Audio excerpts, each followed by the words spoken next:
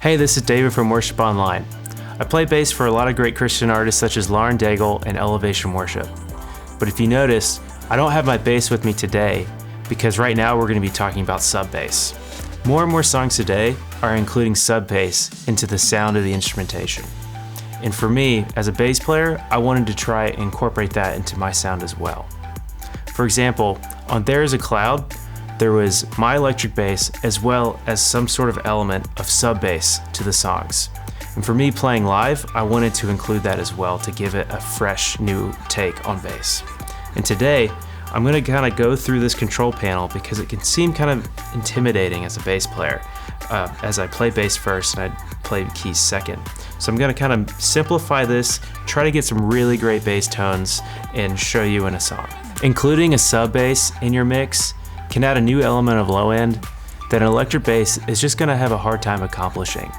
For example, there's a lot of moments in worship where we still wanna be present, but we don't want too much string attack, fret noise like in the mix. We just really wanna lay a good bed for low end.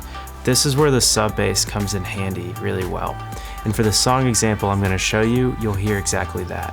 And I've also included some of my favorite settings from this Moog that I've used on previous records and live. And if you like that, all you gotta do is click on the link below and submit your email address. So for today, I'm gonna be running down this Moog sub fatty. I'm gonna go through all the panels and just try to simplify it so it doesn't feel so overwhelming. So let's start off on the left. Right here we have our presets that we can create a sound, save it, use it for later so you don't have to recreate it again. That's one of the things I love about the Moog. Secondly, you're gonna see this panel and it's gonna feel really overwhelming just seeing all these knobs. But if you treat it like a pedal board, you're always gonna start off with the tuner. The tuner's right here. You can really fine tune the Moog in case it's out of tune, and you can change the glide. So for example, I usually keep this off because I'm not really doing a lot of lead lines. If you go on YouTube or anything like that and try to watch a tutorial on any sort of sub bass, you're gonna get someone that's really doing the bells and whistles of this thing. And for me as a bass player, I'm trying to just keep it simple. So I'm gonna keep the glide rate off. I'm gonna keep the modulation pretty much all the way off. I don't really need to mess with the mod wheel that much. And so right here, we get to the first panel that's extremely important for us as a bass player. It's the oscillators. That's what's creating the tone that we're looking for. And we're shaping it to what we want it to sound like. So for right here, for oscillator 1, you can change the octave of the oscillator. So for example, if I'm just playing like a really low note, I have it set to the lowest octave to really give it that sub bass sound. You can adjust it with the octave wheel.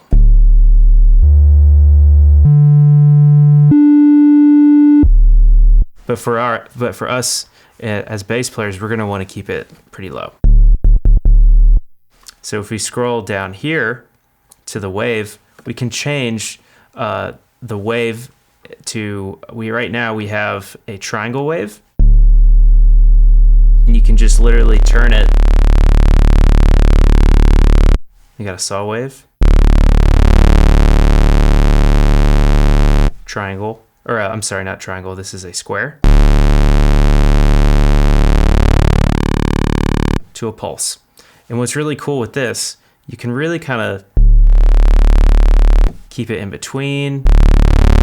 It doesn't have to be one or the other, it can be a blend of both. And today I am using a Moog, but a lot of these features you can do on any type of sub bass interface that you're using, whether that's on main stage, if you have a Novation bass station, any sort of sub bass, these knobs will be on there. And so I'm really just doing the basics of sub bass. So for sub bass, if you notice the square and the pulse get really bright sounding, and that's something that I don't necessarily want. I want to keep it more on the saw or the triangle. In my opinion, those are the best for getting the low end that you're looking for. So now we're moving on to oscillator 2. This is where we can add another sound wave on top of the first one to kind of make a unique sound. For the most part, I don't really mess with the second oscillator. I still like simple, so but I'll play you 2 oscillators at once so you can kind of hear. The oscillator 2, I kind of use it for more unique sounding tones. If I want to add a little bit more brightness to my tone, I'll always keep the first oscillator just a good foundation. So now let's change the oscillator. Maybe I'll bring it up an octave and turn it up right here.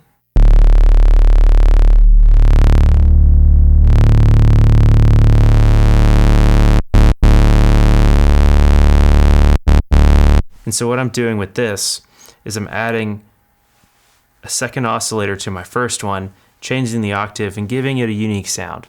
You don't necessarily have to do this. I tend to keep these functions all the way off just to keep it simple. So we moved on from our oscillators to now we're at our mixer. And here we are literally just controlling the volume of the 2 oscillators. Right here where you see oscillator 1, this is just, I keep it at 10. You can bring it up to 12 if you want to. Gets a little gritty there if you want just a little added punch.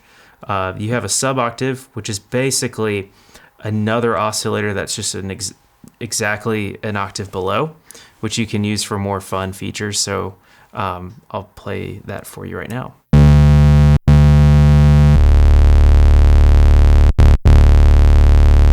So I increased the octave of the first oscillator, but I've added the sub octave to give it a unique sound.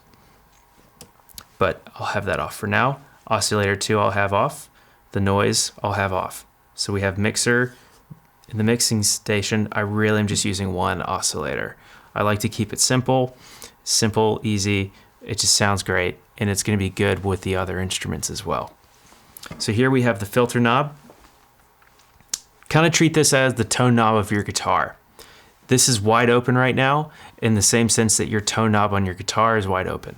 So if I'm creating a sound, I want to be able to hear every frequency that's coming through. So if I'm playing this note, if I dial it back,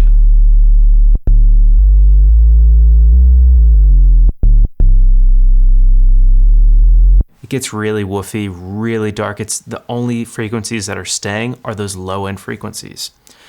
I still want to have some high end on my note. I still want to hear the tone of the note. I don't want it to be just air pushing through the subs. I still want you to be able to hear the tone.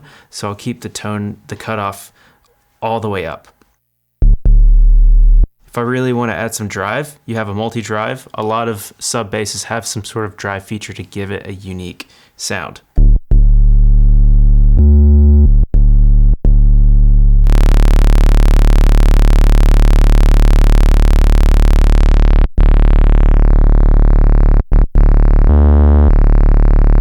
Anyway, that's the multi-drive, similar to just a drive on your guitar, just to give it some dirt. So here we have the envelope station. Pretty much since I'm keeping the filter all the way up, I'm not really gonna mess with these top 4 knobs. Right here is the bottom 4. It really adjusts the, what you want the note to do. Do you want it to start as soon as you hit it? Do you wanna let it swell in a little bit? You turn up the attack.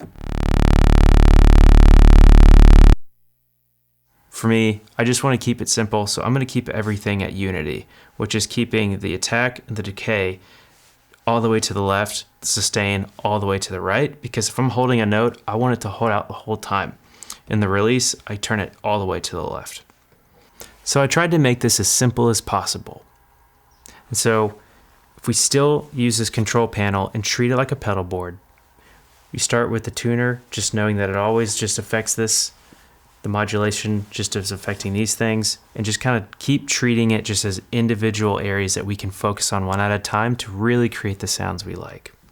So let's take a look at the sub bass in the context of a song.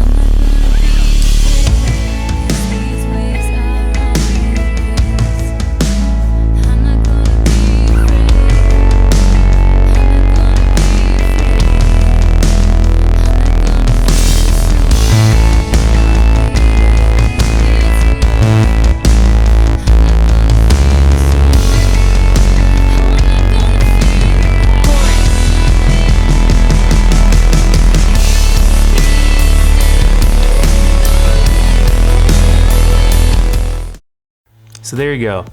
Hope this was really helpful for you. And I've also included in a PDF some of my favorite sounds from this Moog. And if you like that, all you gotta do is click the link below and submit your email address. Well, thank you and hope to see you soon.